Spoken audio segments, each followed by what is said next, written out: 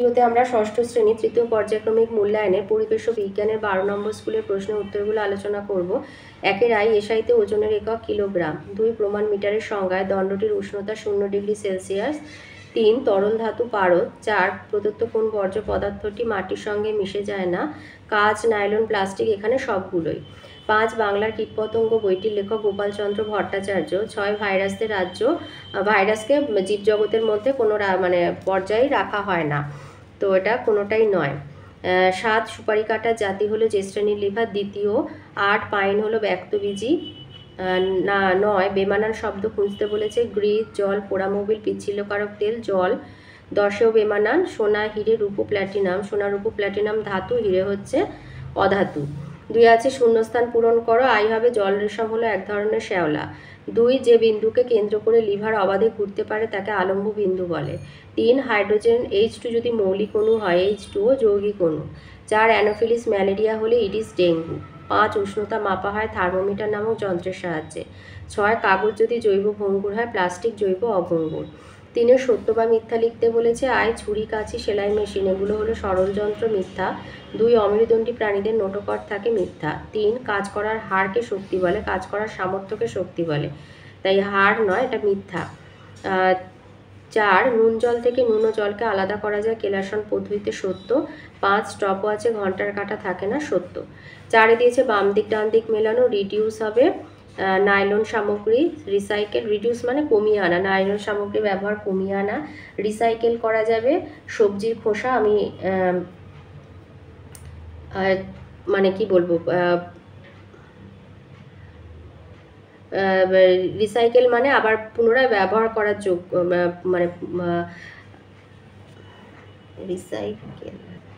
Recycle মানে হচ্ছে পুনর্ব্যবহার, তো ওটা পুরনো লোহা করবে। রিইউজ হচ্ছে সবজির খোসা আবার কাজে লাগানো, মানে ফেলে না দিয়ে আবার কাজে লাগানো। আর রিফিউজ করা মানে অস্বীকার করা হচ্ছে প্লাস্টিকের প্যাকেট। 5 আছে 1 নম্বরের উত্তর এগুলো। আই দিয়েছে নততলের একটি ব্যবহার হলো সিঁড়ি। 2 দিয়েছে তারা মাছের একটি বৈশিষ্ট্য লেখো। তারা মাছ বা স্টারফিশ সারা গায়ের ত্বকে কাঁটা থাকে লিখতে পারো, বা মুখ দেহের নিচের দিকে থাকে, যে কোনো একটা দিলেই হবে, একটা বলেছে। 3 বাঘের বিজ্ঞানসম্মত নাম প্যান্থেরা টাইগ্রিস। 4 মৌমাছিদের নাচের ভাষা আবিষ্কার করেছেন কোন বিজ্ঞানী? Curl von Frisch. 5 ফেলে দেওয়া বর্জ্য পদার্থ তুমি কিভাবে কাজে লাগাবে, একটি উদাহরণ দাও।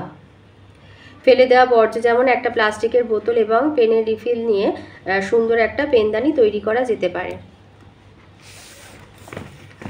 5 দিয়েছে কার্বন টেট্রাক্লোরাইডের সংকেত CCl4।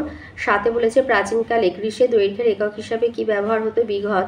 8 একটি স্পর্শহীন বলের নাম ওজন। 9 একটি অনবীকরণযোগ্য শক্তির নাম সৌরশক্তি। 10 পুনর্ব্যবহারযোগ্য একটি বর্জ্য পদার্থের নাম ভাঙা বোতল শিশি।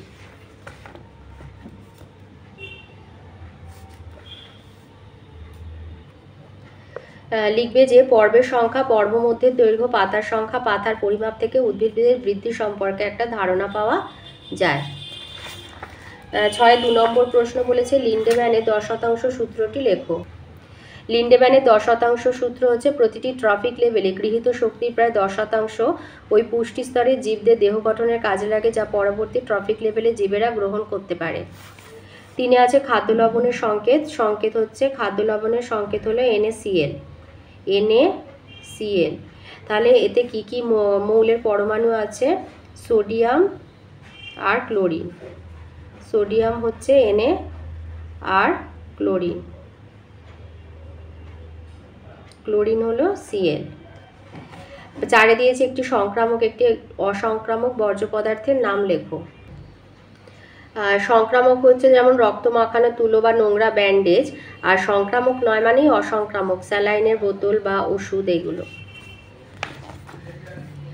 5 দিয়েছে চাষি পিঁপড়ে সম্পর্কে কি জানো, লেখো।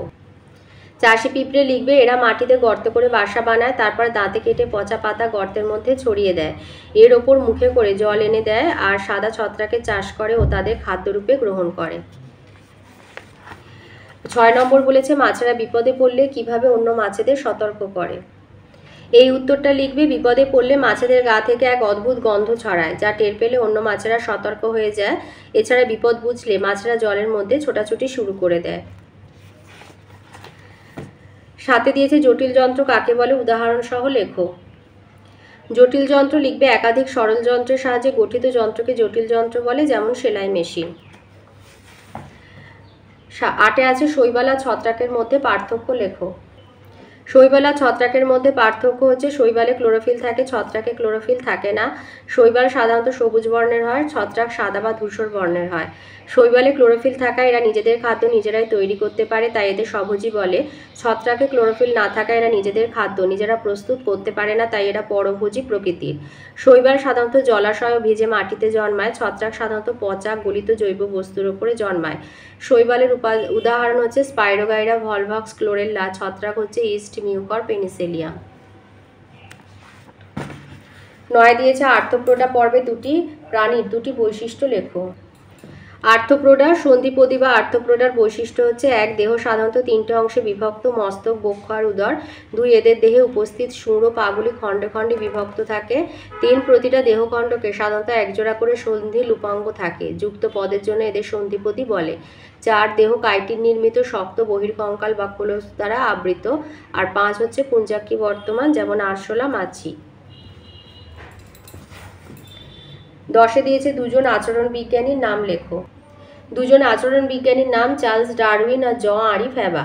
7 আছে ছকটা পূরণ করতে বলেছে। রাশি এবং তার একক, তড়িৎ প্রবাহ অ্যাম্পিয়ার, দীপন প্রাবল্য ক্যান্ডেলা, উষ্ণতা কেলভিন, ভর কিলোগ্রাম, সময় সেকেন্ড।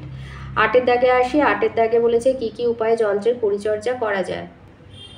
লিখবে যে যন্ত্রে যে অংশ চলমান বা ঘূর্ণায়মান সেই অংশে ঘর্ষণ বেশি হয়, ফলে সেই অংশ দ্রুত ক্ষয় হতে থাকে, তাই ঘর্ষণ কমাতে ওই অংশে পিচ্ছিল তেল বা গ্রিজ লাগানো উচিত।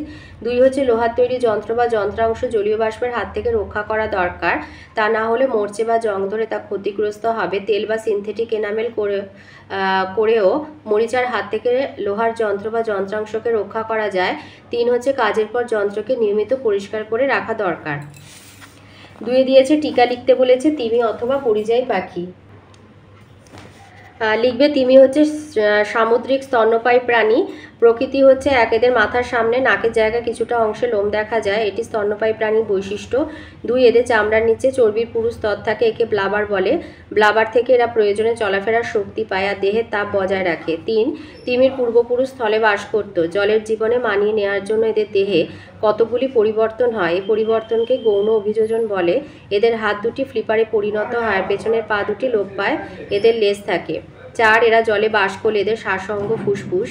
এদের নাকের ছিদ্র বা ব্লোহোল মাথার ওপরে থাকে, এরা অনেকটা বাতাস ব্লোহোল দিয়ে টেনে নিয়ে জলে ডুব দেয়, পরে সময় মতো ওপরে উঠে এসে নিঃশ্বাস ছাড়ে। নিঃশ্বাস বায়ু 10, 20 বা 40 ফুট পর্যন্ত ফোয়ারার মতো উঠতে দেখা যায়।